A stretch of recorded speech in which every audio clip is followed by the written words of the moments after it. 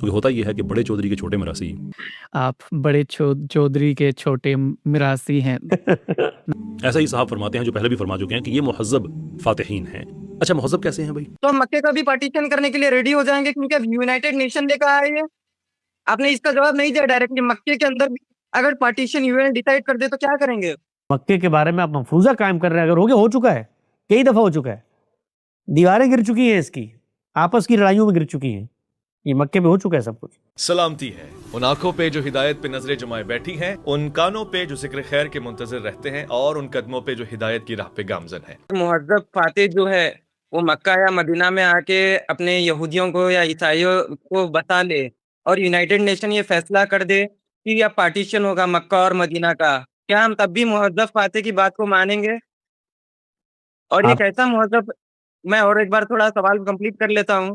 یہ کیسا مہذب فاتح ہے جو 1953 میں ڈیموکریٹکلی الیکٹڈ لیڈر کو ہٹا دیتا ہے ایران میں، اور یہ کیسا مہذب فاتح ہے جو عراق کے اندر حملہ کر دیتا ہے ویپنس آف ماس ڈسٹرکشن کا بہانہ بنا کے. آپ اس کو کنٹینیو کریں، میں باقی کا بعد میں پوچھتا ہوں. جی، آپ کی اطلاع کے لیے عرض ہے کہ وہ آلریڈی بیٹھے ہوئے سعودیہ میں 10,000 سے زیادہ ہیں.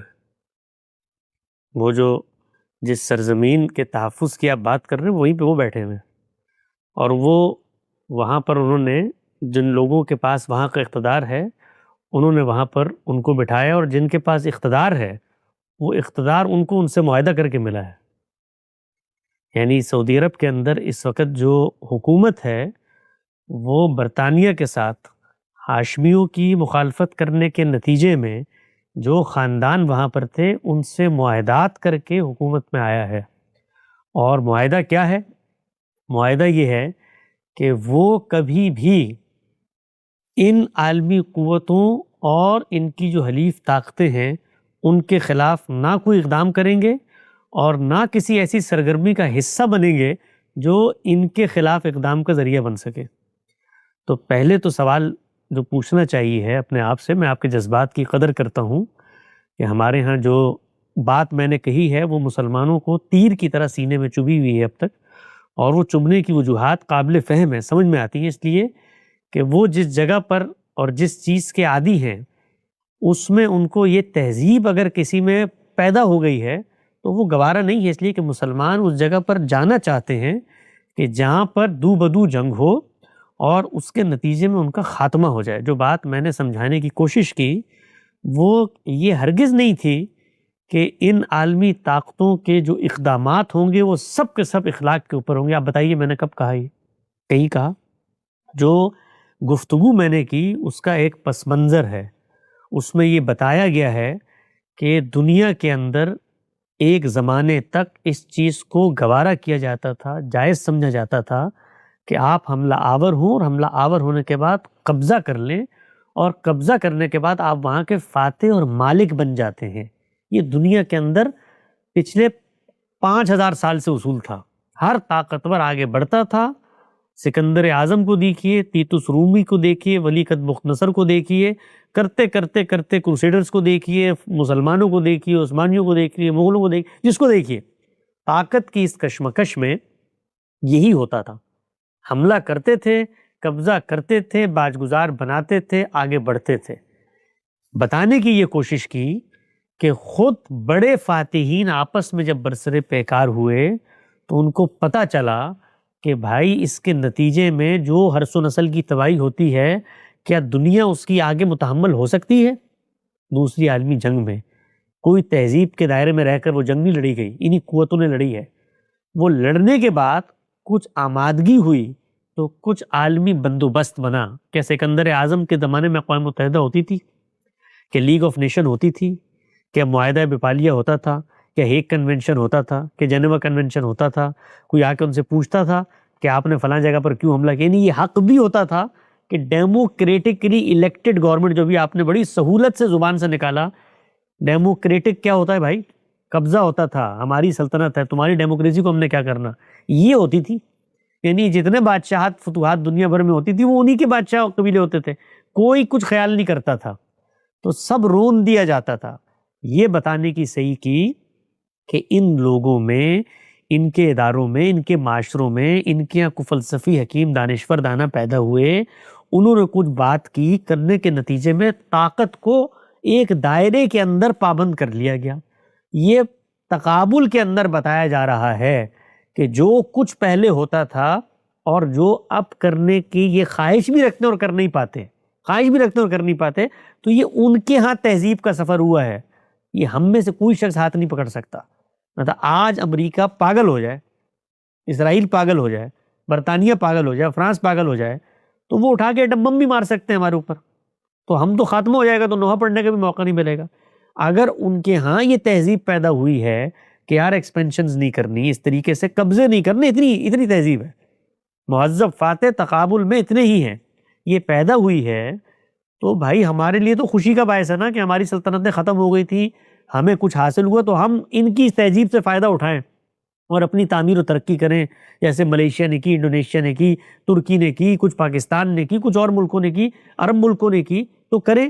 کچھ تھوڑے سے تہذیب میں بیٹھے ہوئے روز آ کر وہاں سے گھوڑا نکال کر اس طرف نہیں چل پڑتے تھے کہ آؤ یہاں پر پھر ہم نے سلیب لہرانی ہے۔ ممالک موجود ہیں، 70 سال ہو گئے انہوں نے یہ جو لبادہ اوڑھا ہوا ہے، اس کے باوجود اچھا اس لبادے کو اوڑھنے کے بعد کیا ان کی طاقت کا خاتمہ ہو گیا ہے؟ یعنی تہذیب یافتہ ہونے کا یہ مطلب ہے کہ وہ اپنی طاقت کا خاتمہ کروا دیں آپ سے، اور طاقت کا خاتمہ ہوگا کیسے؟ ظاہری بات ہے، کوئی دوسری طاقت سامنے آئے گی، تو آپ کو طاقت کی ایکسپینشن کا حق ہے، آپ سب سے بڑے مہذب ہیں، تہذیب میں کھڑے ہوئے ہیں، مسلمان نیشنز، آپ کو حق ہے، ایران کو حق ہے، اور کویت کو حق ہے، اور عراق کو حق ہے کہ وہ اس پر حملہ کرے، اور مراکش کو حق ہے کہ وہ الجزائر پہ حملہ کرے، یہ آپ کو حق ہے طاقت کے لیے، پاکستان کو حق ہے افغانستان پہ حملہ کرے۔ تو وہ جو عالمی طاقتیں جن کے پاس حقیقی طاقت ہے، وہ اپنی طاقت کو، اپنی چودراہٹ کو برقرار نہیں رکھیں گی، تو اس کا ان کی تہذیب سے کوئی تعلق نہیں ہے، اس کا تعلق تو ان کی طاقت سے ہے۔ تو وہ یہ کہتے ہیں کہ ہم چودھری ہیں، چودھری بن کے رہیں گے، ہماری چودراہٹ کو جب تم چھیڑو گے تو پھر اس کے نتیجے میں، اب مثال کے طور پر ڈیموکریٹکلی الیکٹڈ گورنمنٹ تھی، وہ جو وہاں پر لوگ موجود تھے، کمیونسٹ پوری کی پوری تحریکیں موجود تھیں، مصدق کی اگر آپ حکومت کی بات کر رہے ہیں، تو ایک طاقت کو یہ خوف لاحق ہوا کہ وسائل بھی ہم سے لے رہے ہیں، اور اس کے نتیجے میں دوسری طاقت کا اس خطے میں اثر بھی پیدا ہو جائے گا۔ تو دو ہی رویے ہوتے ہیں دنیا میں، یا افہام و تفہیم سے اپنے جائز حقوق کو حاصل کرنا۔ یہ جتنی قومیں آئی ہیں تیل نکالنے کے بعد، پہلے مرحلے میں جو زیادتیاں تھیں وہ تدریج سے کیسے بہتر ہوئیں۔ آپ کے سعودی عرب میں بھی انہوں نے تیل نکالا ہے، امریکہ نے تیل نکالا ہے، اور وہ تقسیم، ابتدائی تقسیم دیکھی اور تدریج کے ساتھ کنفرنٹیشن نہ کرنے کے نتیجے میں آپ دیکھیے آپ کو کیا حاصل ہوا، 50% کی تقسیم ہو گئی، اور جو دولت حاصل ہوئی اس دولت کا اندازہ نہیں کر سکتے مسلمان آج بھی، یعنی وہ ان ملکوں میں جو آمدن ہو رہی تھی اس سے بھی زیادہ ہو جاتی ہے بسا اوقات، ان کی دولت یہاں پر آ کے انویسٹ ہو رہی ہوتی ہے۔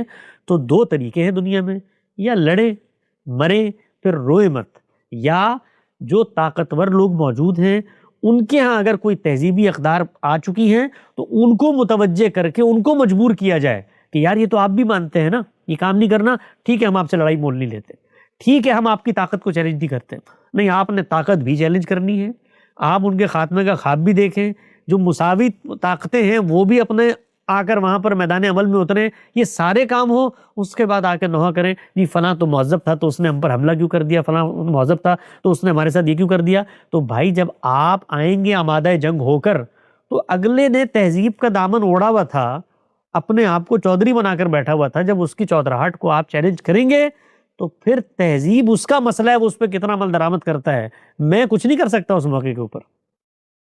جی بہت وہ خوب حسن ہماری جی۔ بیٹیوں کو چاہے جو کچھ کرے، ہمارے آ کے وسائل کو لوٹیں۔ آپ نے جانی ہارس کا وہ how US stole Middle East دیکھا ہے؟ وہاں پر اس نے ایکسپوز کیا ہے کیسے مڈل ایسٹ میں جتنے بھی کانفلکٹ ہے اس کے اندر یو ایس کا ہاتھ ہے۔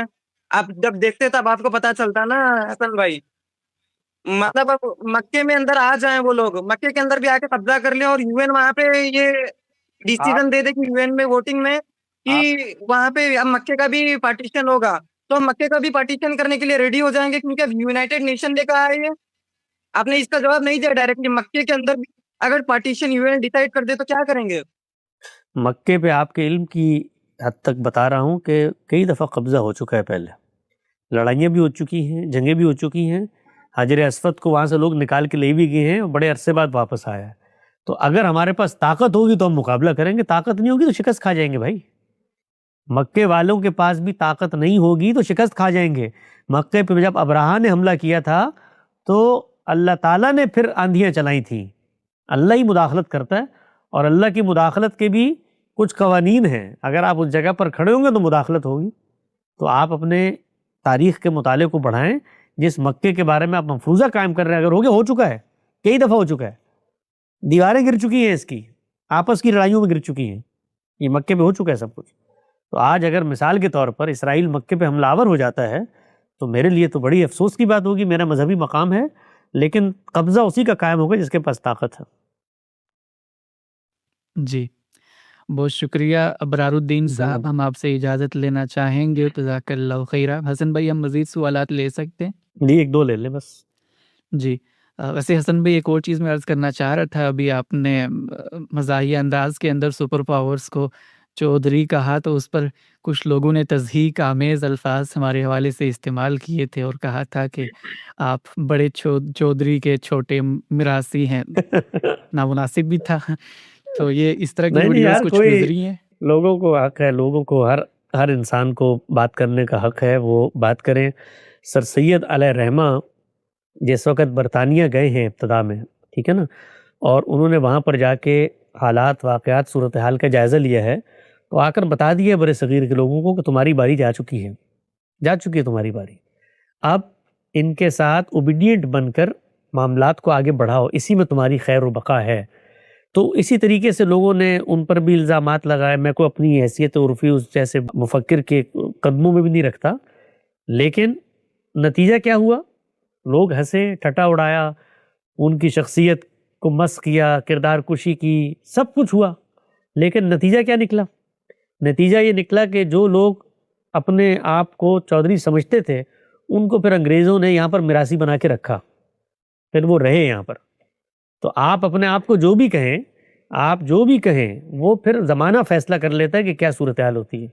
تو پھر یہاں پر جو برصغیر میں ہم نے 100 سال گزارے ہیں, اس مخاصمت کے نتیجے میں جو 1857 میں ہوئی, تو پھر دنیا پہ واضح ہو گیا کہ کون چودھری ہے کون. حسن بھائی ایک اور چیز بھی بتا دیں کہ اگرچہ کہ انگریزوں نے ہمارے ساتھ بہت سی چیزیں کی تھی, لیکن ہم ہمیشہ انہی لوگوں کو پریز کیوں کرتے ہیں جو کہ بڑے چودھریوں کے خلاف جو ہیں آواز اٹھاتے ہیں. جیسے ٹیپو سلطان کو بڑے اچھے الفاظ سے یاد کیا جاتا ہے, وہیں پر جو نظام آف حیدرآباد تھے ان کو ہمیشہ کمپرومائزڈ کہا جاتا ہے. تو ہمیشہ یہ چیز کیوں ہم پریز کرتے ہیں کہ جو مورل گراؤنڈ کو ہمیشہ کوالیفائی کرتے ہیں تو ہم اسی کو پریز کرتے ہیں؟ مذہبی جو لوگ ہوتے ہیں ان کے ہاں چونکہ مذہب ایک خبر کے طور پہ آیا ہوتا ہے, اور اس خبر میں اللہ تعالیٰ کی نصرت اور مائیت کا جو ظہور پیغمبر کے ساتھ ہوتا ہے, وہ چونکہ پیغمبر کی قوم کا حصہ بن کے کھڑے ہوتے ہیں, تو ان کے ذہن میں یہ بات راسخ ہو جاتی ہے کہ دنیا کا قانون عالم اسباب میں نہیں چل رہا. یہ میں آپ کو اندر کی بات بتاتا ہوں. میں خود اس پورے مرحلے سے گزرا ہوں, 10-12 سال گزرا ہوں. میں بہت کم عمری میں اس جذباتیت میں مبتلا ہوا. مسلمانوں کا برصغیر میں خاص طور پہ یہ جو جہادی فکر تھی, اخبار نکلتا تھا ضرب مومن, اس میں میں نے 5-7 سال لکھا ہے. وہ سارے آرٹیکلز آپ نکال کے پڑھیں. یہ جو لوگ اس وقت ہمارے منہ سے گالیاں نکلوانا چاہتے ہیں مغربی قوموں کو, لکھی ہیں وہاں پہ, اس سے بڑھ چڑھ کے لکھا ہے. تو اس وقت ذہن میں کیا ہوتا تھا؟ ذہن میں یہ ہوتا تھا کہ یہ دنیا عالم اسباب میں ان کے لیے کام کر رہی ہے, ہمارے لیے ماورا ہے. ہمارے لیے ماورا ہے کیسے؟ جیسے بدر میں اترے تھے ویسے ہی ہمارے ساتھ ہوگا, جیسے پیغمبر کے ساتھ ہوا تھا ویسے ہی ہمارے ساتھ ہوگا. تو مذہبی ذہن اس چیز کو تسلیم نہیں کرتا جب ہم ان کو حقیقت کی دنیا دکھاتے ہیں, اور جو نقصان ہے اس نقصان کو وہ گلوریفائی کرتا ہے اللہ کے ہاں شہادت اور قبولیت کے زمرے میں. یعنی 70,000 بچے مروانا بھی اس کے لیے نقصان کا سودا نہیں ہے, یہ نقصان نہیں ہے اس کو. کہتے ہیں یہ تو اللہ تعالیٰ نے درجات رفع ذکر کا اہتمام کر لیا ہے. تو مذہبی ذہن کو اللہ کا, اگر پاکستان میں رہنے والے لوگ دن میں 5 وقت نماز پڑھتے ہیں تو 2 رکعت شکرانے کے روزانہ پڑھیں کہ اللہ کا فضل و کرم احسان و انعام ہے کہ مذہبی ذہن ہمارے ملک میں بالخصوص طاقت کے مراکز تک نہیں پہنچا. ورنہ آج ہمارے ملک کو یہ پتھر کے دور میں تو دور کی بات ملیہ میٹ کر چکے ہوتے اپنے اقدامات سے. یہ خدا کا شکر ہے کہ اس وقت بھی مسلمانوں کے ممالک میں سیاسی لوگ ہیں جو دنیا کو, حقائق کو, حالات کو جانتے ہیں. جہاں پر مذہبی قیادت اقتدار تک پہنچی ہے اس نے اپنے اس نسٹیلجیا کے پس منظر, کیونکہ ان کے لیے حقیقت کچھ چیزیں نہیں ہیں. یعنی امریکہ ہو، برطانیہ ہو، سامراج ہو، طاقت ہو، اس کی کوئی حیثیت نہیں ہے۔ وہ کیا کریں گے؟ وہ اسی جذبہ سرمستی سے سرشار ہو کر یا قوم کو مروائیں گے، اور قوم کو مروانا بھی ان کے لیے کوئی جرم نہیں ہے۔ میں نے اس پر ایک آرٹیکل لکھا تھا کہ تباہی کے دہانے پہ کھڑی امت، گمشدہ عظمت اور خاموش حال اور تاریک مستقبل، اس میں یہ کیا کرتی ہے، مذہبی ذہن کرتا کیا ہے؟ وہ اس طریقے سے چیزوں کو گلوریفائی کر کے آپ کے خاتمے کی بنیاد، اور خاتمہ بھی اس کے نزدیک کوئی نقصان نہیں ہوتا، وہ خاتمے کو بھی گلوریفائی کرتا ہے، اور ایک جگہ کی پر تباہی کی راکھ سے اس کو اٹھا کر نئی جگہ پر وہ مقدمات کو لے جاتے ہیں۔ جو کچھ اس وقت فلسطین اور غزہ میں ہوا، کوئی عاقل، کوئی باشعور انسان اس کو آپ بٹھائیں کہ جو کچھ تمہیں 48 میں حاصل تھا، ان عالمی قوتوں نے وہاں پہ ناجائز بندوبست کیا، اس کو قبول کر کے اپنی تعمیر کرتے ہیں، تو اور جو کچھ تمہیں آج حاصل ہے، ذرا تقابلہ کرو، توازنہ کرو، تمہیں اندازہ ہو جائے گا، کبھی آمادہ نہیں ہوں گے۔ تو میں، چونکہ مجھے یہ پتا ہے، اندازہ ہوا، ہم خود اسی قبیل کے لوگ تھے، ہم خود یہ کام کرتے تھے۔ میرے آپ اگر وہ کالم اٹھا کے پڑھیں تو میں نے اس سے زیادہ سخت تنقیدات کی ہیں اپنے بچپن میں، اپنی بالکل ابتدائی شعوری عمر میں۔ تو میں سمجھتا ہوں ان چیزوں کو کہ یہ جو لوگ اس طرح کی باتیں کرتے ہیں، وہ جس جگہ قوم کو لے جانا چاہتے ہیں، جو جذباتیت پیدا کرنا چاہتے ہیں، اس کا نتیجہ ہلاکت نکلے گا، اور وہ ہلاکت بھی ان کے نزدیک، وہ کہتے ہیں کہ یہ ہلاکت بھی خیر ہے، جبکہ دین اور شریعت کیا کہتی ہے؟ وہ صلح حدیبیہ کو خیر کہتی ہے۔ وہ اس موقع پر یہ لوگ ہوتے تو نعوذ باللہ من ذالک، شاید پیغمبر کا ہاتھ پکڑ لیتے اور کہتے کہ یہ آپ کیا کر رہے ہیں، صلح کر رہے ہیں یہاں پر، یہ تو جھکنا ہے ان کے سامنے۔ لیکن آپ دیکھیے دین کا مزاج کیا ہے، قرآن کا مزاج کیا ہے، وہ بتاتا ہے لا یکلف اللہ نفسا الا وسعہا، آپ پر کوئی حد وسع سے اوپر کوئی ذمہ داری نہیں ڈالی گئی۔ دنیا میں زیادتی ہو رہی ہے، اللہ پوچھے گا، اللہ کا نظام بھی چل رہا ہے، آپ کے ہاتھ میں نہیں ہے، صبر کریں، ہجرت کریں، شکر کریں جو کچھ حاصل ہوا ہے، اپنی تعمیر کر لئن شکرتم لازیدنکم، اپنی تعمیر کریں۔ لیکن جو یہ مذہبی ذہن ہوتا ہے وہ ان چیزوں کو نہیں سمجھتا۔ جی، بہت شکریہ حسن بھائی۔